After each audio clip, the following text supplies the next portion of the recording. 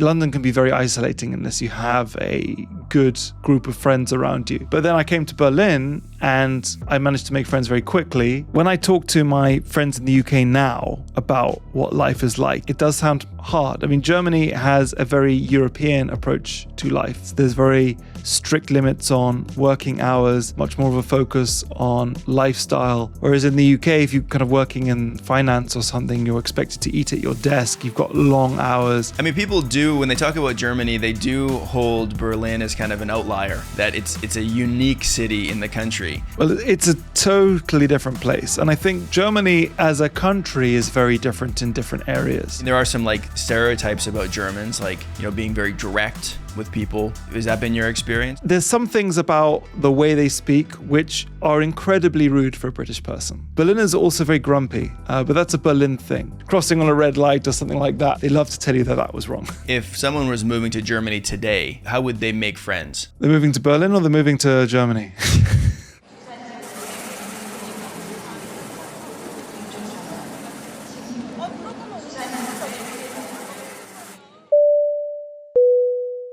There's a lot of different things I think we can get into with your story, and I want to do that. Why don't we start at the beginning, though? Where are you from originally? Where were you raised? So I was originally born in London, but raised in a place called Norfolk, if you've ever heard of Norfolk. It's the middle of nowhere in England. It's very, very rural.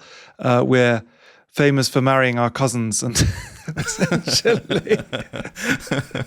Okay. And it's a small place, not a lot of people? Yeah, well, it's I think one of the biggest counties in the UK, but one of the most sparsely populated. I actually went to boarding school, not there, but when I was at home in the summer, it was, a very kind of quiet little village that I grew up in over there. Very different to where I am now. Yeah, I would imagine. So like when you say a quiet village, like what are we talking about? How many people? There's a big army base near us, but not including that. It must be a few hundred, so not Oh, really? huge. So like a hamlet, basically. Yeah. There was near a town, but there was only one bus that went to the town, the Durham Nipper, which only came once a day. I mean, normally when people say that they're from a small town, I have that follow-up question of like, well, how big are we talking? Because everyone has a slightly different definition of what a small town is. And for me, I'm from a town of 5,000 people. And so normally whatever they say is small, my town is smaller. But in this case, you got me beat. I can't compete with that. That is small. So like growing up in a small town in England, I mean, what was your upbringing like? Like, was there any chance to do like international trips and go to different places? Or was it pretty much just, in that town? Well, in a way, I didn't really grow up in that town because I went to boarding school near Windsor. And from there, I would have done most of my traveling, I suppose. I mean, I would say my family didn't do a huge number of holidays, but I did have a chance to travel a bit, exchange programs with school. I did a French exchange when I was, like 11 or something.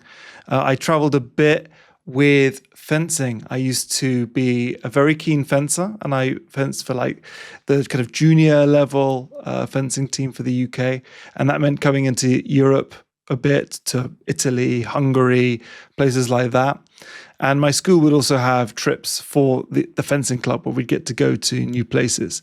We did one to Hungary, actually. We did another one in my last year to Barbados in the Caribbean, which was pretty cool. Whoa, okay. Yeah, I was going to say, like, being in Canada, people sometimes travel for sports, but it's usually like across Canada to a different town. If you're lucky, you maybe dip down into the United States. But I feel like for you guys, you have a lot of countries kind of right at your fingertips. I mean, obviously Barbados is a little farther away, but still. Yeah, and not a huge fencing nation, I must say. It was a bit of a great con to be able to go over there. And I was actually lucky because after I finished school, I got my teaching qualification for fencing and then went back over to Barbados for about 6 months and taught fencing there. And it was a very eye-opening experience because I went from this very like privileged boarding school, like Harry Potter type looking place to the Caribbean, where I was living with a totally different kind of people, doing totally different things. And was that the motivation? Like, were you interested in kind of a cultural experience like that? I think I just wanted to get away from my parents, to be honest, and it sounded cool. Sure. A little bit farther away than France. Yeah, exactly. And they speak English there as well, which was cool. And I'd made good friends on the school trip that we'd done over there. So I kind of had a reason to go over there. And it wasn't like what everyone else was doing. In the UK, it's not normal, but it's frequently done to have a gap year between your school and your university. And the traditional route that people will take is they'll go to Cambodia, to Thailand, or maybe South America, one of the kind of cheaper parts of the world, at least back then anyway. We're talking the mid-noughties, so it's a bit different nowadays. But I wanted to be a little bit different, and I thought Barbados would be a cool place to go. Yeah, man, that sounds like a really cool adventure and kind of maybe a springboard into some other things because you live abroad now, right? And so you had that in the back of your mind, I guess, at some point that you were going to be living abroad. Is that something that was consciously kind of brewing, so to say? Yeah, I guess I was very comfortable with the idea of being abroad. Both my parents have lived abroad in their lives as well. My father lived in Kuwait in the 70s. My mum lived in Los Angeles in the 70s as well. So it was kind of like that was a normal thing to do. And I figured that it would be nice to be in a new environment. Also, like I've got to say, the UK has a very like classist culture, and your accent, your voice can make people make a lot of decisions about who you are and how you think about the world. And that always really annoyed me. And I really liked being able to go to new countries where people, I mean, they knew I was English, but they didn't know they wouldn't draw any other ideas about who I was or what I thought from my voice. And I thought that was really cool. So I did like that. Yeah, you kind of get a blank slate, I guess, a second chance in a different country. So what would be the average consensus about you and the way that you speak in England? What would be the judgments that people would make? So I have a so-called posh accent, and people would make judgments about, where I went to school, what I would think about other people, what kind of job I would do. And I've raised with privilege. I'm not going to complain about that. But equally, I think that people draw a lot of conclusions about you without really knowing you. And in some cases, may not even kind of give you the chance to like make friends with them. Sure. I found that at university, and I was actually kind of shocked, the divide between the people who'd gone to private school and the people who'd gone to state school. And I managed to make friends from both environments, but it did kind of startle me that people were that close-minded, and it bothered me when people made judgments about me. Yeah, and I guess the opposite could be true as well. If you have a different accent, people might think of you as more working class or something like that, right? More blue collar. I was talking to my sister's boyfriend. He's from Scotland, and he was mentioning the same kind of idea, how like certain accents do convey a certain kind of vibe to other people. And so the context that he was speaking in was about, if he were to have kids in the future, he'd really have to think about where they were born and raised in, like in the UK, let's say, because, people will, judge them based on the accent that they have, which is not fair, right? Because you could be of any type of personality or disposition and just happen to be raised in that environment. You'd speak like that, and then people would, like you're saying, make assumptions about you. I mean, that's so different than the experience we have here in Canada, because in comparison, we have so few accents that if you could even identify where someone is from in the ginormous country of Canada, it would be impressive. Most people just don't know. And so we're kind of, we're free, I guess, from that idea. And so you were interested in going abroad. Your parents had kind of had that path ahead of you.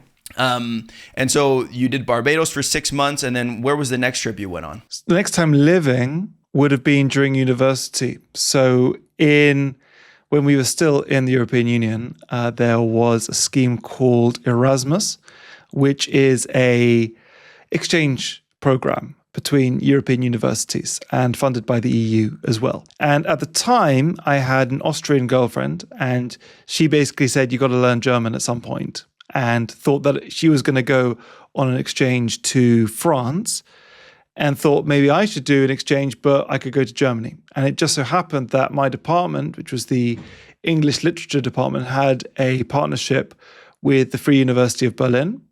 And so I was able to get on that exchange program. It's extraordinary because I applied at the last minute and the space hadn't been filled and no one really wanted to take advantage of it, which I think about is crazy because you got to go abroad. They gave you money to do it. It was a cool experience. It didn't really count towards your degree. So you could basically go to a new place, learn a language, and experience something totally new. It was all upside. And I'm so glad that happened. Must say my Austrian girlfriend left me before I did the exchange. Oh, no. Yeah, but for the best, I think. But that was the motivation, was to learn the German language. Yeah, it was. I really want to learn language because we're not gifted linguists in the UK. Let's be honest. Mm-hmm. Or in Canada. Yeah, we have the same thing. So, and German, I guess, is a pretty useful language as well. I mean, that is one of the biggest populations in Europe, if I'm not mistaken, right? Mm-hmm. So if you speak it, you can communicate with a lot of different people. So, I mean, the fact that the relationship with the Austrian girl kind of fell apart didn't deter you from learning German? No, actually, I got very, very into it. Even before I got here, I bought a Teach Yourself German book, and I was very, very keen. I was very motivated by the idea that I'd be able to understand a joke in another language. I thought that was really cool. And then before the exchange started, they gave us it was given to us a Monday to Friday, half day every day German course to get going, and that kind of got the momentum going before the exchange actually happened. And Berlin at the time was, I mean, it still is, but back then even more so, a really interesting place. Back in 2007, it was still unbelievably cheap and very kind of anarchic and interesting. So I would say I got here and my excitement for the city fueled my excitement to learn about the culture and learn the language. Mm-hmm. And I think that it's interesting that you were kind of language forward. I understand that when you study abroad, it offers you some kind of framework, some structure to go and explore a different culture, a different country. It was the same for me. I also did an exchange through my university in Germany, and yeah, it makes it a lot easier. I had someone that picked me up from the train station, and I had an accommodation to stay at and stuff like that. But focusing on the language to start with is interesting. It's something that I can relate with. I love languages, but I find that sometimes I'm in the minority of people like that. A lot of times it's the other way, where people are like, I would like to live in Germany. I think it's a cool country. And then once they get there, they realize, oh, I also kind of need the language part if I want to do life here. It's a kind of a necessary evil, I think, for some people. Whereas for maybe people like yourself and like me, the language is also an interesting thing, even just to begin with. Let's start with the language and then we'll figure out the culture later. Do you feel like you're kind of a linguistically minded person, or at least interested in that? Well, at school, I was pretty useless at languages. I was in the bottom class for French, which was the language that we learned at school. I had a brief flirtation with learning Polish once at university. You could do these electives, and I thought, oh, that'd be interesting. I actually wanted to do Italian, but Polish was the only one available. It's a really hard language, so I'm not going to try that one again. But then I got to Germany, and for some reason it kind of clicked. And then since then, I've learned Portuguese as well. So I would say that most people can learn a language if they have the necessity to do so. If you don't, if it's a complete luxury and you don't really mind, you come here, you do a job which is in English, plenty of jobs in English here, and it's just a kind of nice to have, then I think it's harder. But if you put yourself in a position where you got to do it, then it's easier. But for you going to Germany to do an exchange program, I mean, you didn't necessarily have the necessity to learn the language. It was a part of the course.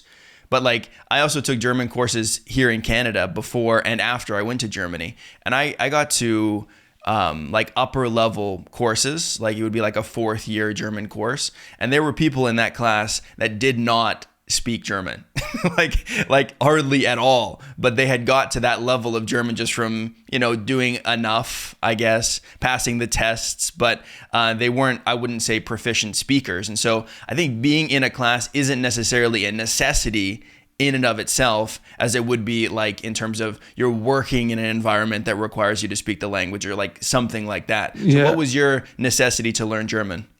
So it was exactly that. It was having a job. So after I did the courses and I was very keen, and then I did another course when I was back in the UK, and I remained very interested in it and wanted to get better.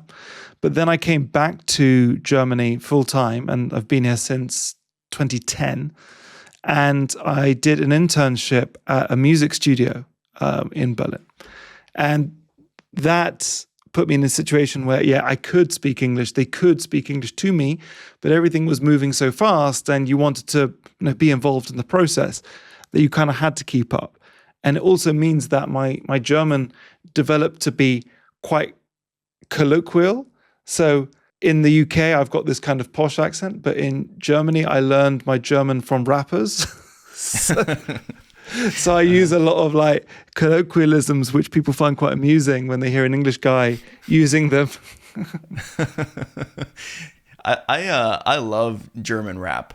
I think it's kind of slept on in other countries. Like it's really good, And I don't have like a vast knowledge of it by any means, but I enjoy listening to German rap. I think it kind of stands out even in comparison to other hip hop from different countries. It's special, I think. Okay, so how long were you there for that original language course? That would have been about a year was the original time when I was doing the Erasmus. Yeah. And then you went back to England, and then you came back again in 2010. So exactly. What was it about the first year that made you want to come back? I think it was the enthusiasm for the city. I really loved the city, and I loved the lifestyle here that was so different to the UK. And then going back to Leeds, where I studied, it just felt very small compared to Berlin. And then I went to London for a few months, and that felt too big. It was a very kind of London can be very isolating unless you have a good group of friends around you. But then I came to Berlin, and I managed to make friends very quickly, found a place to live, found myself a job, well, 2 jobs really. Firstly, the music studio, and then to pay for the music, I also worked as a tour guide here, but that was in English. So, like, what would you say like the biggest differences are then living in Germany or in Berlin more specifically? Like you said that it was really different than England. When I talk to my friends in the UK now about what life is like, it does sound hard. I mean, Germany has a very European approach to life. Most people rent. There's very strict limits on working hours, much more of a focus on lifestyle. Whereas in the UK, if you're kind of working in finance or something, you're expected to eat at your desk. You've got long hours, a fraction of the, paternity leave and that kind of thing. And at my stage in life, that is a really important thing, is how easy it is to kind of live with children, for sure. But back in 2010, when I was like in my early 20s, I think I really liked what Berlin was back then, which was this very crazy, anarchic place where there would always be a party in a weird thing that used to be another thing, with amazing music, and then crazy people would turn up in weird outfits. So it was a very artistic, interesting place back then. For that, it didn't really have many jobs or many opportunities professionally, but all I cared about was music and making music. So for me, that was not really an issue. But the city's changed quite a lot. It's kind of grown up, and again, so have I. So I guess the city's kind of grown up with me. Mm-hmm. Yeah, I mean, that's convenient. It kind of had something to offer for you at every stage of life, or at least those 2 stages of life. The party stage, and then maybe looking for some more stability. I mean, people do, when they talk about Germany, they do hold Berlin as kind of an outlier. that it's a unique city in the country. And sometimes that creates, positive ideas, and sometimes it creates negative ideas depending who you're talking to. How would you compare Berlin with the rest of the country? Well, it's a totally different place. And I think Germany as a country is very different in different areas. I mean, you have to remember that it didn't actually become a country until 1871. It's probably younger than Canada, I would say. And it used to be made up of all these tiny little countries, and they all had their own personalities, of course, and their own ways that they were run. And then when they unified, they wanted to preserve a lot of their culture. So all of the things that we hold to be Bavarian culture, like Munich culture, they were created and reinforced around the time of unification. We think of them as very old, but actually they're kind of new, actually. And then again, with Germany's history, it was divided in 1945, was occupied by the Allies, then became two separate countries in 1949. The wall went up in 1961, and then wasn't reunified until the 3rd of October 1990. So you had a very distinct East and West German culture coming out of that. And then West Berlin was this little patch of democracy or capitalism, depending on who you ask, in the middle of East Germany. So yeah, it's really different. But if you look at the history, it's kind of obvious why it's different, if you know what I mean. Yeah, that makes sense, because I didn't know the history of Germany and how all of the like division, other than like the Berlin Wall or whatever. My knowledge didn't go any deeper than that. And so I think from the Canadian perspective, like we were talking about with English accents, it is unusual for us to look at European countries and go, I mean, it's like that big on a map, and they have all of these different accents. Like how does that happen? How do you have so much variation even in the German language between North and South? Like it almost sounds like a different language if you talk to someone in Munich versus someone in Bremen or something like that. And but yeah, having some historical division makes sense. I mean, when you have groups that are more or less isolated from each other, everything is going to develop in a different way, including the language, right? Yeah. So that makes a lot of sense, actually. And they are actually distinct dialects that you'll get in Germany. I mean, Berlin doesn't have a dialect. It has a few words and a few sounds that they do differently. But if you go to Bavaria, Hessen, like they all have like dialects, actual like languages that people can talk down there. My German is maybe like a B1 or something like that. So it's okay. I can kind of get by. I haven't used it in recent years, and so it's kind of gotten rusty. But when I hear people from Bavaria or like southern parts of Germany, it is very hard for me to understand. Like when I did my exchange, I did it in the north. And so, and there's that stereotype, or maybe not a stereotype, but it's kind of the German in northern Germany is thought of as being like kind of the easiest to understand, I think. The clearest version, because there's less influence maybe from dialect. It's a little bit more standard. But then also in the north you have like Low German, right, which is a completely different dialect again. And so yeah, it is very interesting. What are the differences in Berlin? You said there's a few words that they use differently. What are some examples of that? So instead of ich for I, they'd say Icke. Icke. Okay. Yeah. So they also change, like, when it's the past participle of a verb, like kaufen, gekauft. A Berliner would say that slightly different. They would say gekauft for gekauft. Gekauft. Gekauft, yeah. So the G becomes a J. Yeah, and then kau, that kind of sound becomes O. So gekauft. Then instead of das, they say dit or dista. So we get a lot of that, but that's usually older dudes who'll talk like that. There's still a little bit of it for sure, but it's mainly older dudes from the former East where you really hear proper Berlinerish. And when they're talking together, then I also kind of struggle to keep up a little bit. Sure, that makes sense. I mean, when you first arrived in Germany, let's say maybe when you did the exchange for that year, I mean, what were the biggest differences that stood out to you in terms of the German culture? It's hard to say. I can't really remember. I mean, that's a long time ago.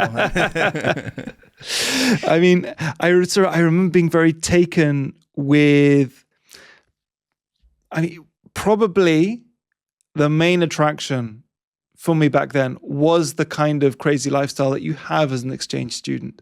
So you're in this new place, you make a bunch of new friends who are all other international students. And I had friends from Italy, other people from the UK, from Switzerland, from France, from the US. And we all were kind of existing in this little kind of Berlin playground that existed for us. It wasn't really a real life or a real world, I would say. It was very much a kind of fun thing that we had. And it just happened to be in Germany. I wouldn't say, I got enthusiastic about it, and I got enthusiastic about Berlin. But to say that, oh, it was so different from the UK and they do everything so much better here, is probably not true. I think there were maybe some things. I know that Berliners and Germans, they've got a slightly more healthy relationship with like finances and debt. They like live way more within their means than British people do. British people, I think, are more like Americans who are just like, credit card, let's go, let's pay, let's spend. But a German, like, they're much more risk averse, and that's why they so seldom buy their apartments here, because they don't like the risk that's associated with it.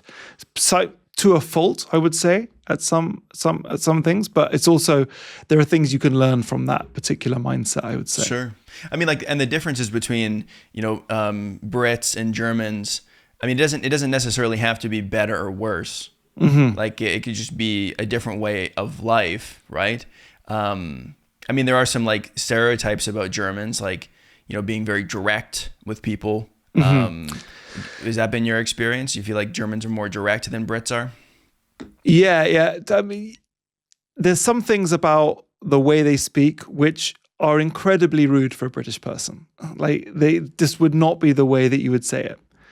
I used to share a studio with a dude who was German, and I would be working there. He would like start working from a different time, and he would send me a little message, or he would say to me, "I've got to work in there now," which to a British person would be like a really rude way of saying it. A British person would say like, "Hey, I hope it's okay. Would it be all right if I started working in there in like a few minutes? No rush, but all's good." And we'd understand that the person wants to start working in there now. But a German says, "Ich muss rein," I must enter, essentially. So yeah, they are very direct. Berliners are also very grumpy, but that's a Berlin thing. If you're in the west of Germany, in the Rhineland, they're really nice. But Berliners are very grumpy, and they like to tell you off for anything. The smallest indiscretion, crossing on a red light or something like that, they love to tell you that was wrong. Yeah, it does seem like there are specific kind of social rules to follow in Germany. I noticed that. It seemed like life was a bit more specific in Germany than it was in Canada. But at the same time, it's hard to tell as a foreigner being there, especially for me, because I was only there for a month. Because, maybe there are more rules, or maybe I just don't understand how life works. And so it seems like there are more rules because I don't understand it. There might be the same amount of rules in Canada, but I grew up here, so I don't see them. I just follow them, right? There can be some assumptions like that. But I remember like the bike lanes, we would walk from where we were staying to the university every day. And no matter what lane I was in, I was always in the wrong lane, I guess. Yeah. And so bikers behind me, ding, ding, ding, ding, ding, with the bell telling me to get out of the way, or, telling me to move. I remember I took a train one weekend to go to a different city, and I put my feet up on the seat across from me. God forbid. They did not like that. So I was getting told off by the staff on the train, didn't really understand what she was saying, but the words were coming pretty fast. And so it felt like it was pretty easy to step out of line. So I don't know. I mean, do you think Germans have more rules like that than, maybe Brits do? I would say so, yes. And they are more hierarchical than the UK is, for sure. And that's something which I've found quite strange a little bit. So, I mean, the whole like notion of having a formal you and an informal you, sie and du. And, people will even ask you, should we sitzen or duzen? Should we say sie or should we say du? And you could see like what kind of person they are from their answer to that. And if you're talking to the doctor, you've got to refer to them as Herr Doctor, whatever their name is, in order to show the proper respect. You can get in trouble. You can get arrested, I think, for using du with a police officer because it doesn't show the proper respect to their office. Wow. Okay. And I think I've done it by mistake a couple of times, and I was like very quick to correct myself. But I think as a foreigner, they probably wouldn't mind quite as much. I think it's like especially hard for us English speakers as well, because we don't have that in our language at all. I mean, like, yeah, we got like sir and ma'am or whatever, there are ways that you can be more respectful, but it's not baked into the grammar like it is in so many other languages, right? And we are in the minority in that. I mean, so many other languages in the world have this kind of formal version when you're addressing someone straight on, and sometimes even more than two options, right? If you get into Japanese or Korean, they have all kinds of honorifics to show, where you are in relation to that person. And so it's confusing for us, I think, and I found that as well. Speaking German, they have the same thing in Tagalog as well. You can change the pronoun if you're talking to an individual person to make it plural, to be more polite. They also have this respect particle po that they put in, and so you only use that if you're trying to show respect to the other person. And where that goes in the sentence is also specific. And so it can be a lot, I think, to take in because it's nuanced. Mm-hmm. Like you have to decide in that moment, if this is appropriate or not. Yeah, it is nuanced. But also I'd say English people are kind of complicated as well. So whereas I feel less hierarchical than Germans, we are higher context than Germans as well. So there's a lot more unspoken in what we say, a lot more kind of implicit rules that you have to follow. It drives my wife absolutely crazy. She doesn't really know what we're talking about half the time. My wife is Brazilian. I had to teach her that if something is like a mild inconvenience, you say it's a total nightmare. But if it's like, your parents have died, then it's not ideal. Okay, yeah. It's like there's kind of some pageantry to it. Like if something is really bad, you don't maybe want to be vulnerable with that emotion. So you kind of push it to the side. It's not ideal, even though it is really affecting you in a negative way. Yeah, exactly. No, we're not allowed emotions in the UK. I see. Yeah. You made an Instagram reel about that, of high versus low context cultures. I find that idea very interesting. My wife is from Colombia, and I was talking to her about that, referencing your video, saying, yeah, I think that in Canada, I think we are lower context, as in we say the things that we want to say more directly.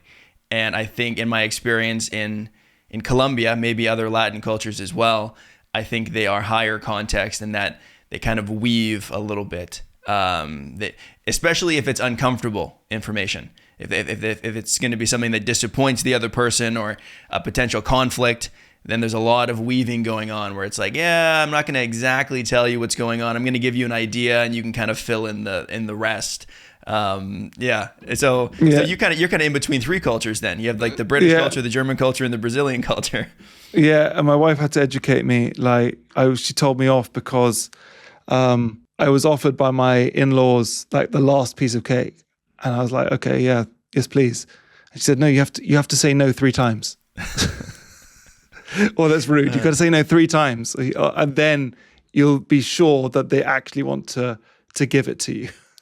Well, I don't know if Colombians do this, but Brazilians will do this thing where you meet them for the first time, you say, oh yeah, I'm around a few days, and they'll start making promises about meeting you again. Like say, yeah, you can come around to our house, have a pizza, but there is literally no intention for them to actually go to their house. It would be very odd if you actually went to their house. This had to be explained to me after a couple of times. I'm like, we never seem to actually go to these people's house. I mean, something that I've noticed, I mean, maybe this is obvious, I guess, but so many of these cultural things are on a spectrum, right? And so you have, it's never like, you know, they are this way or they aren't. It's like, well, how much, to what degree is a culture high or low context or direct or indirect or whatever the thing might be. And so you're probably in a kind of a unique position to be able to see that sliding scale, because Germans, I think, are kind of on one end. And like, let's say like South Americans, Latinos, Brazilians are kind of on another end. And I think Canadians would be in the middle, and maybe Brits would be in the middle as well. I don't know. What are your thoughts on that? So I'm even got it up on my screen now. I'm looking at it. There's a book called The Culture Map by Erin Meyer. And on her website, you can put in different cultures and it will map them out on the 7 axes that you have. And you're quite right. It's not absolute. It's always relative. And so I thought I would take our household and I'd map it out across. There's communication, evaluation, deciding, trusting, disagreeing, scheduling, persuading, leading, and it maps them out. And in terms of high and low context, you're quite right. Brazilians, weirdly, the highest context. I thought the Brits would be. Brits are in the middle, and then Germans are the lowest context. But I guess for a Dutch person, Germans are maybe high context for them, and it would feel quite high context because Dutch people are very low context. Yeah, I guess it depends what you're comparing it to, right? It's all pretty relative. And I found that too, like as I traveled more of those ideas kind of opened up in my mind. Like I would meet, what's an example? Let's say German people or something. Or maybe even like, you know, a lot of Europeans, maybe not just German, like Dutch people. And I would think, oh, wow, like Canadians are very kind of, we have a lot of fluff words, you know, hey, would you mind if I could maybe have a minute to talk about blah, blah, blah. We do all this kind of like beating around the bush to be more polite. And so I really thought that we were kind of the most indirect, maybe lowest context group that could exist, you know, like we're just these kind of like teddy bears. And then I met Filipino people. And I go, oh, well, okay, no, maybe we're like a little bit more reserved than this group is. And then I, you know, started meeting more Latino people. I went to Colombia, spent some time there. And I go, people in Colombia think that Canadians are like the coldest hearted people you could possibly meet. Because in comparison, we are kind of more to the direct side and we say what's on our mind more. And so it's kind of been a journey for me over the last few years of like figuring out where we actually fit as a group. Because if you just have 2 options, it's pretty easy. You just go, yeah, well, I'm the indirect one. But then when you have more options, it becomes more complicated. Yeah, absolutely. I think they're more important than that, though, is the kind of micro groups that you create. Because, I mean, I work with a lot of very international companies where you've got an Israeli, a Dutch person, a German, an Indian, an American, all on the same team.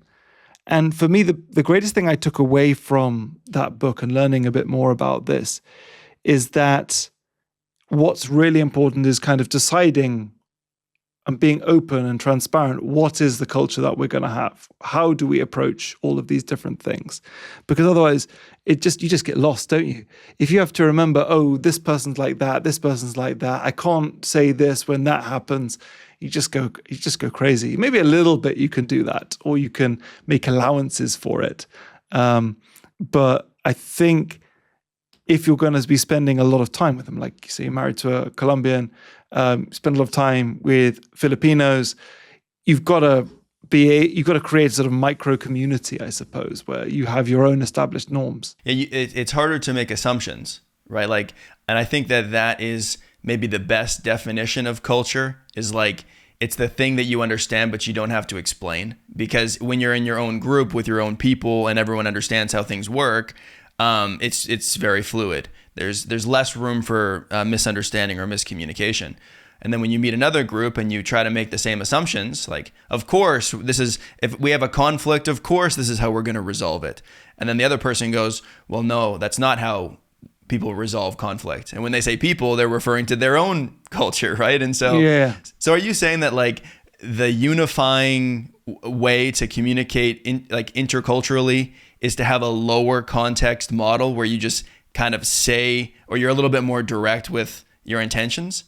I feel like you would think that that is the only way to do it, but then that would suggest that low context is right and high context is wrong. And I don't think it's about that.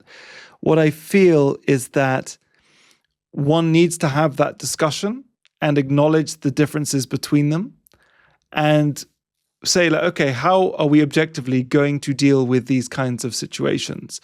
How do we want to talk to each other? How do we want to be understood?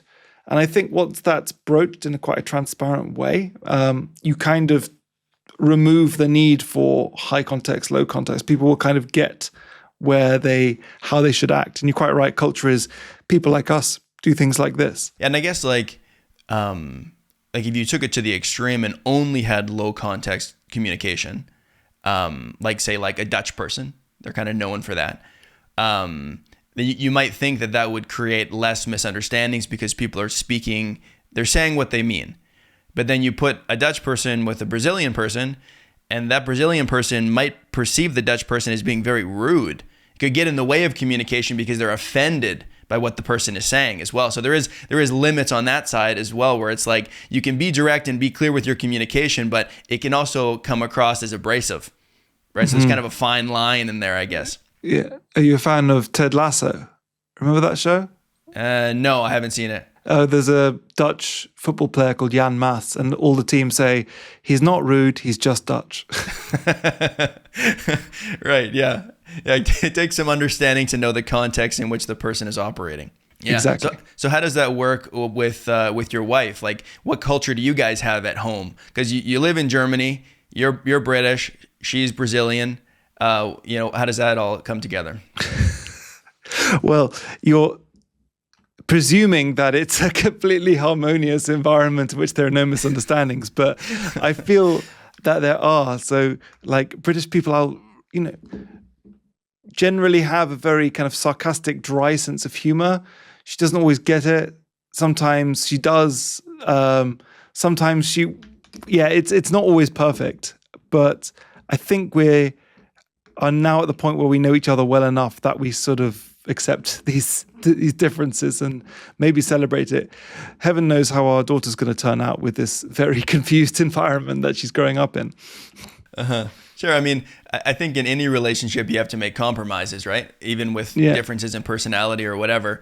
And then when you add a different culture on top of that, it does complicate it. But I think it's kind of still the same idea of just making space, just maybe making a little bit of extra space. I think it also helps if you're like a bit interested in the other culture as well. Mm-hmm. I'm pretty interested in Brazilian culture. I think it's a wonderful country and I love going there. I go there most years, especially for Carnival. I really enjoy meeting the people. They're very sweet. They're very kind, very generous. So when you have that, when you're naturally receptive to it, I think it's easier. Yeah, I think so too. I think it requires that on both parts. Like you kind of want to have both people interested in each other. And it does kind of, it surprises me, I guess, when I see international couples where one person is just like, I don't really care for the language. Never been to the country. And I kind of go, I mean, you don't have to be internationally minded, but in this context, the nationality of your significant other is a pretty big part of who they are. Yeah.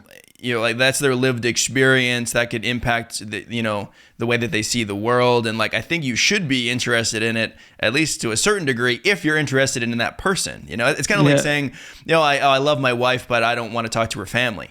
It's like, well, like that is a part of who she is, right? Mm-hmm. And I mean, I also just found before I could speak Portuguese, going over they would do their best to speak to me, but of course they're going to start speaking amongst themselves. And that's just so boring when you can't follow along, and so frustrating when you can't contribute. I have no understanding of the people who accept that as the norm for like indefinitely. Yeah. I really don't get it because, like I said, I'm not a gifted linguist, but I figured it out just about. It's not perfect, but it's enough to be able to do what I need to do to have the conversations I want to have. No, like, yeah, the language is such a big piece of that because, you know, like if when people reject cultures, but they haven't really tried to integrate, it's kind of like they don't know what they're rejecting, right? Mm-hmm. Like, oh, I don't like it. You know, I don't like Brazil or whatever, but they never learn Portuguese. It's like, well, how much do you really know about the culture, right? And maybe I'm creating a caricature of someone who doesn't really exist. Maybe there aren't people that are this negatively minded about other places, but for me, it seems like the way that I appreciate other cultures really comes from an interest, I guess, in the culture and definitely the language. That's been a big piece of it for me. I mean, living in Berlin is known as an international city as well.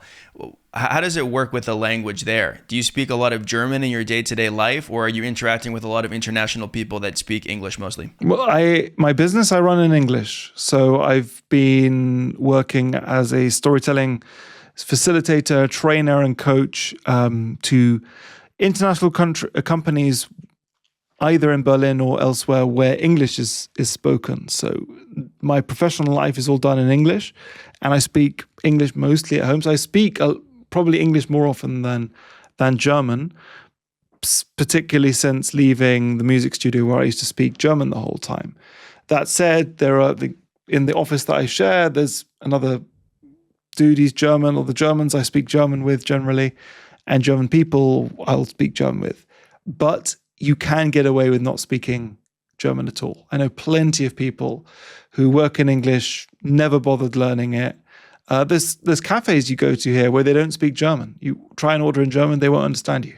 And that's like kind of a unique thing in Germany as well, right? Like there are other places probably where German would be a necessity. Yeah, so definitely if you're in some little town in the middle of nowhere in Germany, you're not going to be able to get away with working somewhere without speaking German for sure. So would you say that Berlin is basically like a bilingual city? Yeah, maybe even trilingual. I mean, you've got this huge English-speaking population from everywhere, huge Turkish population who have been here since the 1970s. And so Turkish culture in certain areas is as important as German culture.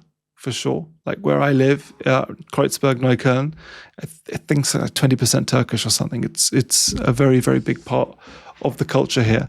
And then there are, people from all over the place. It depends on what kind of community you're kind of operating in. I seem to spend a lot of time with British people and Brazilians, but had life turned out differently, maybe I'd be spending my time with Russians or Spanish people or Italians. There's just, everything here. And I think that's a nice thing about the city and any big city. Like if, you live in Paris or London, it would be the same, I think. Mm-hmm. Yeah, I mean, we definitely have that here in Canada. And, we have a lot of diversity. And it's honestly like probably my favorite thing about living in Canada. I mean, my whole exposure to other cultures just started here, like in my own country. Like how big of a blessing is that like without buying a plane ticket, I learned to speak Filipino. I mean, just here, like didn't have to pay for any classes, didn't have to travel abroad. I just talked to people here because of the population that, already existed. And so like, that's super cool. And it sounds like Berlin is like that as well. Is Germany like that in general, or is Berlin kind of an outlier in that regard as well? There's a big Turkish population in all of Germany, or the big cities at least, and has been since they were guest workers in the 1970s. And then they've established themselves as an important part of the culture. But Berlin is by far the most international place, I would say. But I mean, Hamburg is also very international. Frankfurt is as well because of the business and banking. Munich is pretty international. But Berlin's probably the most. And it's by far the biggest as well. Right. Yeah. Yeah, that would make a difference. Your wife is from Brazil. She lives in Germany now. Who's been in Germany longer, you or her? Me, yeah. How long has she been there for? She came in 2013, would have been when she was here on holiday. Okay, so you've been there like 3 years longer or something like that. And you've been there 16 years? So yeah. She's been there 13 years. Yeah, 12, 13 years. Gosh, a long time. Yeah, went quickly. That is a long time for both of you guys. That's a lot of years to live abroad. I mean, how does she interface with German culture, and how does it differ from your experience? She's never had to speak German full time like me, like when I worked at the studio. So she speaks probably better German grammatically than me, but she's less confident with it than I am. And she's not had to interface with Germans as much as I have. The Brazilian community is very, very strong here. If you meet, and this is probably the same everywhere, but they have a very strong sense of community. If you meet one Brazilian, you'll meet 30, like pretty much in the same. On our first date, she turned up 3 hours late with 10 friends. It was like it was thrown into Latin culture like immediately. But yeah, I think she's simply had less opportunity to interface, but she does speak German. She works for a German company. So yeah, I think that like the thing about diversity in a country as well is that it makes it easier for other people to kind of do the same, follow the same path. Like I think that the diversity that we have here in Canada makes it easier for other people to come because they might be able to find their own communities and stuff like that, right? I spent a few months living in Colombia, when my when my wife and I were first dating. She couldn't come here because of some visa problems. And so I went there and spent a few months living in Colombia, about 9 in total. And it was one of the challenges for me, other than just kind of like adapting to a new culture, was the fact that I was the only foreigner in the place that we lived, really. I mean, there were some, an American over there or someone, like some other cultures, but mostly it was like 99.9% Colombian. Yeah. Which is awesome. I was there for Colombian culture. I was there for her. That's awesome.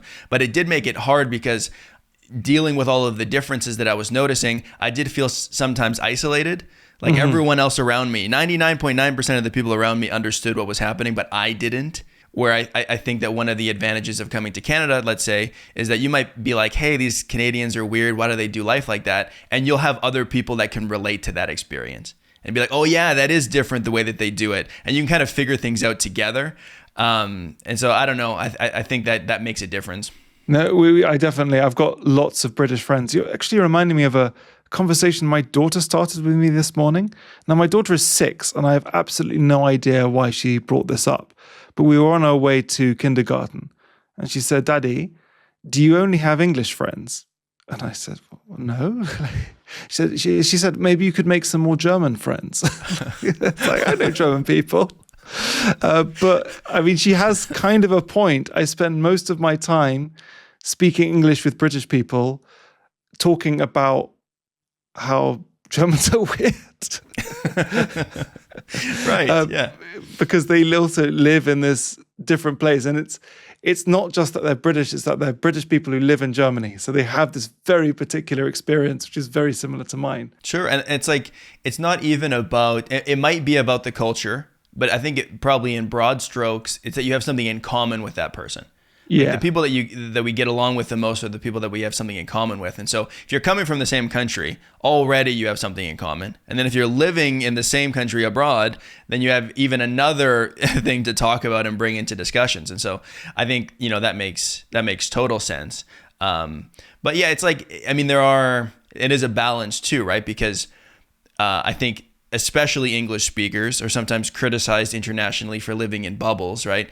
I don't want to integrate into the culture. I just want to have my own people in this one group. And so you can take it really far to one extreme where it becomes not as productive as well. And so it's like you want to have the comforts of home and you also want to integrate into the local culture. And so where is that, perfect balance, I guess, is different for everyone probably.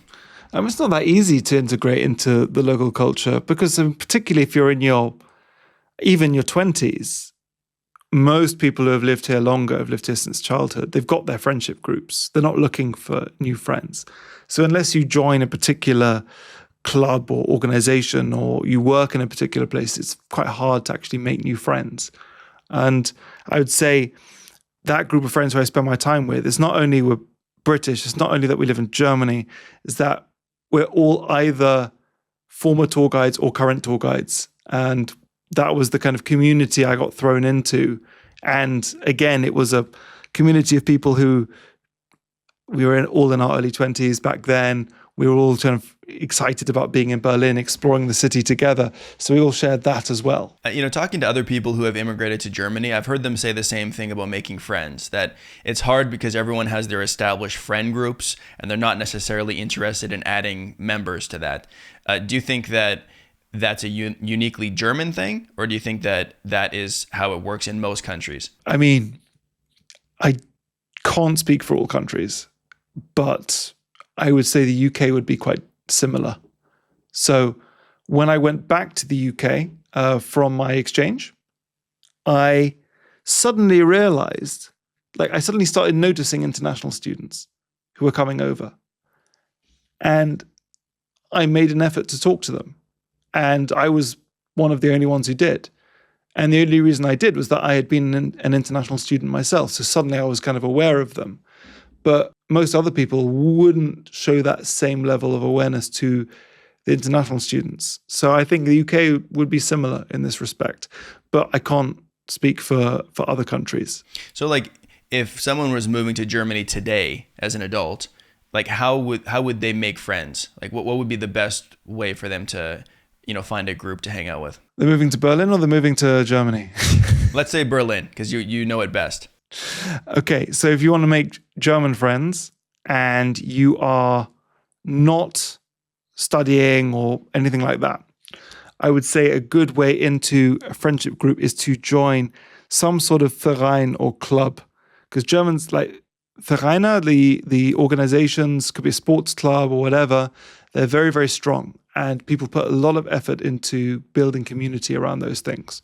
So it could be a sports club, you could join a public speaking club, it could be whatever, but Germans really, really like that. So if you want to get into meeting German people, I would say that is a good way to get in there.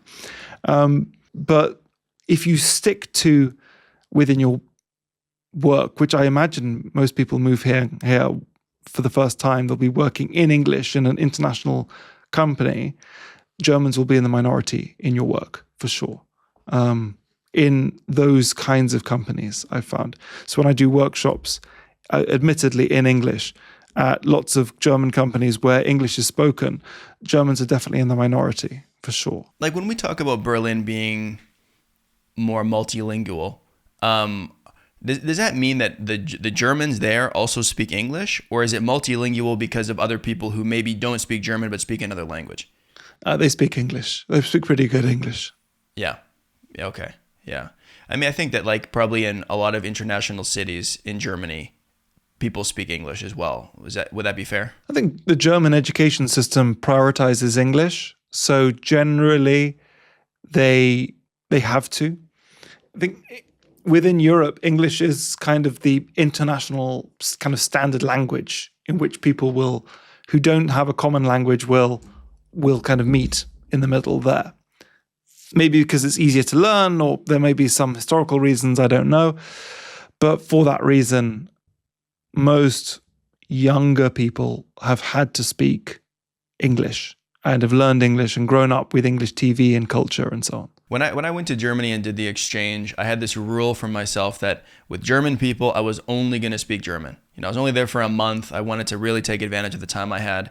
And so I was studying with other international people that obviously weren't German speakers. And so I would speak English with them.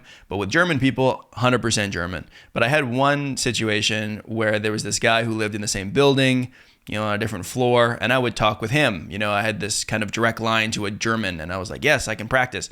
And he would 99% of the time respond to me in English. And even though I was speaking German. But I had this rule, right? So I was like, well, I'm not going to switch. And so for a month, I just talked to him in German and he basically just talked to me in English, and we had this kind of weird backwards relationship. Does that happen to you in Berlin? I think once you get past a certain point, people don't respond in English anymore. No disrespect to your German. No, but that's okay. I definitely, that used to happen to me a lot. And you try this really complicated sentence construction, and you'd kind of get to the end of it, and you were so proud that you'd done it, and then they replied in English, and your kind of heart sank and thought, oh, I didn't do it well enough. But nowadays, most people won't respond to me in in English. I'm not sure where the limit is, but it depends. It depends, I would say.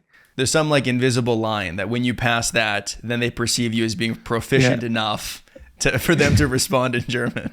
Yeah, there's a kind of uncanny valley that you have to cross. I mean, I think that like that happens to me in Tagalog as well, more than German, because I think even more Filipinos speak English than Germans do. And also what works against me with Filipino people is the way that I look. And so there is, talking about the uncanny valley, no matter what level of proficiency I speak Tagalog at, if they look at me, they'll assume that I don't know it, because very few people that look like me speak it. And so that sometimes gets in the way of communication, because they'll just assume right away that I don't know it. And I think that's probably similar with German people, in that I think the number one kind of fear for them is that you won't understand what they're saying. So like, okay, you can speak to me in Tagalog, speak to me in German, but I'll respond in English just to make sure you really understand the words that I'm speaking. So there's kind of like, if you show them that you can understand, then maybe it opens up the conversation a little bit more. Yeah. And I think also if you said like, look, mate, I'm trying to get better. Can you please reply to me in your language? I'm sure most people would agree. Or just like pretend that you're like, a different nationality that doesn't speak English or something. I've heard of people doing that. You're like, I'm actually Polish. So do you speak Polish? Yeah, exactly. No? Okay, great. Then we got to do this in German. Could try that, I guess. But sweet. Okay, Rob, thank you so much for this conversation. This has been really fun. Yeah, it's been great. Thank you for having me on the show. Yeah, absolutely. And before we wrap up, tell people how they can find you online. You mentioned some workshops that you do. I know you make content as well. How can people find you? Look for me under Rob D. Willis. Rob as in Rob, D for dog, and Willis like Bruce Willis. You find me on LinkedIn. I'm posting every day on Instagram and TikTok as well. My handle is @RobDWillis. Come and say hi there. Sweet. Okay, thank you so much. Appreciate it.